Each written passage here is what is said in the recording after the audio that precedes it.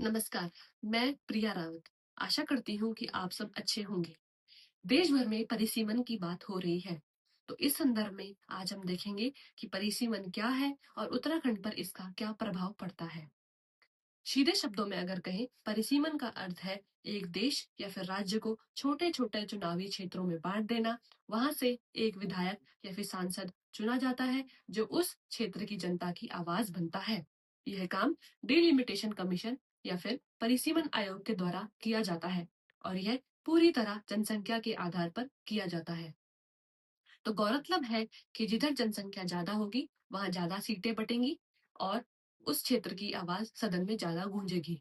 इससे पहले हम यह देखें कि उत्तराखंड पर परिसीमन का क्या असर पड़ता है, हमें यह देखने की जरूरत है कि उत्तराखंड पर परिसीमन का इतिहास क्या है। 9 नवंबर 2000 को उत्तराखंड का गठन हुआ था।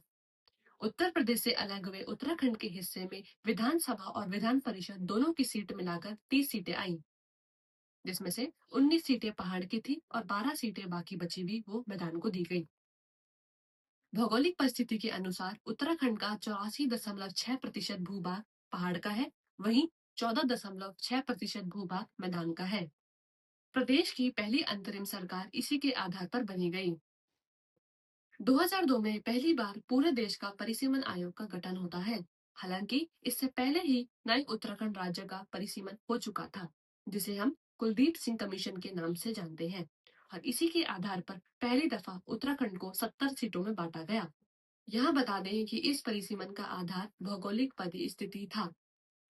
2002 में उत्तराखंड का पहला विधानसभा चुनाव होता है। वह इसी कमीशन के आधार पर होता है, जहां पर पहाड़ों को 40 सीट मिली, वहीं मैदानों को 30 सीट मिली। 2007 में 5 साल के बाद ही दूसरा परिसीमन शुरू हुआ, जिसकी रिपोर्ट 2008 में बनी गई। अब 2012 का चुनाव इसी परिसीमन के आधार पर हुआ। यहाँ बता दें कि इस परिसीमन का आधार 2001 की जनगणना थी। मैदानी इलाकों में विधानसभा का मानक 1 लाख तक की जनसंख्या रखा गया, वहीं पहाड़ी इलाकों में विधानसभा का मानक 85,000 कर दिया गया। हालांकि 2002 के परिसीमन के आधार पर जहां पहाड़ों को 40 सीट मिली और मैदानों को 30 सीट मिली, वहीं इस परिसीमन के आधार पर पहाड़ों को 34 सीट और मैदानों को 36 सीट मिली। तो एक तरफ जहां पहाड़ों की संख्या 40 से 34 हो गई, वहीं मैदानों की संख्या 30 से 36 हो गई। जानकारी के लिए बता दूं कि परिसीमन आयोग ने जब उत्तराखंड में परिसीमन का खाका खींचा था, तो उस समय पहाड़ों से 9 सीटें कम करने का प्रस्ताव दिया था। हालांकि जब ये कुछ ज्यादा लगने लगा तो खुद ही 10% वेरिएशन के आधार पर 9 नहीं 6 सीटें कम कर दी। जिस उद्देश्य के साथ उत्तर प्रदेश से उत्तराखंड अलग हुआ था, उन उम्मीदों को परिसीमन ने धीरे धीरे चकनाचूर कर दिया है। राज्य का गठन करने की मूल अवधारणा ही यह थी कि छोटी इकाइयां होंगी, प्रशासनिक इकाइयां होंगी, तो विकास तेजी से होगा। अब आप सोच रहे होंगे कि परिसीमन और विकास का क्या संबंध है, तो आइए मैं आपको समझाने की कोशिश करती हूँ।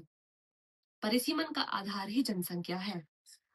पहाड़ों में लोग पलायन कर रहे हैं, जिसकी वजह से जनसंख्या कम हो रही है। जनसंख्या कम होने की वजह से सीटें कम होंगी, सीटें कम होने की वजह से सदन में आवाज कम उठेगी, तो जो भी नीति या फिर डेवलपमेंटल प्रोजेक्ट्स आएंगे उसमें भारी गिरावट देखने को मिलेगी। तो इसलिए विकास कम हो रहा है, और फिर विकास कम हो रहा है, फिर दोबारा से पलायन हो रहा है। तो आप समझ रहे होंगे कि उत्तराखंड जो है किस खतरनाक दुष्चक्र से जूझ रहा है। और इसी खतरनाक दुष्चक्र की वजह से धीरे धीरे सत्ता का संतुलन मैदान की ओर झुक रहा है। मैं थोड़ा इसे आपको उदाहरण में समझाने की कोशिश करूंगी। पहला उदाहरण है दिल्ली देहरादून एक्सप्रेसवे। एक तरफ दिल्ली और देहरादून का एक रूट था, हालांकि उसके ऊपर से एक और दिल्ली देहरादून एक्सप्रेसवे बनाया गया। जो पहला रूट था वो दिल्ली को देहरादून से मात्र 6 घंटों में कवर कर देता था, और जो दूसरा रूट है वो दिल्ली को देहरादून से 3 घंटों में कवर कर देता है। एक तरफ की स्थिति ये है। वहीं पहाड़ों में हम अभी भी देखते हैं कि वहाँ बेसिक फैसिलिटी भी नहीं है, वहाँ एक रोड भी नहीं है। लोग अभी भी पालकी में प्रसव महिलाओं को लेकर आते हैं अस्पताल। दूसरा उदाहरण है देहरादून वर्सेस गैरसैंण का। उत्तराखंड की शीतकालीन राजधानी देहरादून है और ग्रीष्मकालीन राजधानी गैरसैंण है। जहां देहरादून में फ्लाईओवर ब्रिजेस बन रहे हैं, डेवलपमेंटल प्रोजेक्ट्स आ रहे हैं, इंडस्ट्रीज बन रही हैं, वहीं गैरसैंण में अभी भी एक रोड पर 2 वाहन चल नहीं सकते हैं। तीसरा उदाहरण मैं देना चाहूंगी मैदानी इलाकों में ज्यादा डेवलपमेंटल प्रोजेक्ट्स होने का। मैदानी इलाकों में डेवलपमेंटल प्रोजेक्ट ज्यादा हो रहे हैं, जिसकी वजह से जंगल भी असंतुलित हो रहे हैं। जंगल असंतुलित होने की वजह से जंगली जानवर पहाड़ों की तरफ आ रहे हैं और हाल फिलहाल में हम देख सकते हैं जंगली जानवरों द्वारा पहाड़ी इलाकों में मानव जाति को क्षति पहुंचाना। इसलिए मेरा मानना है कि जिस तरह गंगा हिमालय से निकलकर तराई को जीवन देती है, उसी तरह विकास भी ऊपर पहाड़ियों से नीचे मैदान तक होना चाहिए था। लेकिन विकास का यह प्रभाव उल्टा हो गया है। नीचे तेजी है, ऊपर ठहराव है। इसलिए मेरा मत है कि इस विकास के असंतुलन को संतुलित करने के लिए कई समाधान हो सकते हैं। जैसे 28 तारीख को अभी सरकार ने विशेष सत्र बुलाया था, जो राजनीति की भेंट चढ़ गया। उसमें होना ऐसा चाहिए था कि सरकार को उत्तराखंड को 5वीं अनुसूची में शामिल करने के लिए एक प्रस्ताव लाना चाहिए था और वह केंद्र सरकार को देना चाहिए था। 5वीं सूची लागू होने से स्थानीय लोगों को अपने जल जंगल जमीन में ज्यादा अधिकार मिल जाएगा। इससे अनियंत्रित और बाहरी हस्तक्षेप को नियंत्रित किया जाएगा तथा हिमालय के पर्यावरण की भी रक्षा होगी। हालांकि यह कोई मांग नहीं है। इससे पहले भी उत्तराखंड के पहाड़ी क्षेत्रों में 1972 तक विशेष सुरक्षा प्रदान थी। आज 5वीं सूची के माध्यम से उसी सुरक्षा को वापस स्थापित करने की बात की जा रही है। दूसरा समाधान यह हो सकता है कि परिसीमन आयोग जनसंख्या के साथ साथ भौगोलिक परिस्थितियों पर भी विचार करे। तीसरा, उत्तराखंड सरकार द्वारा रिवर्स माइग्रेशन पॉलिसीज को धरातल पर उतारना।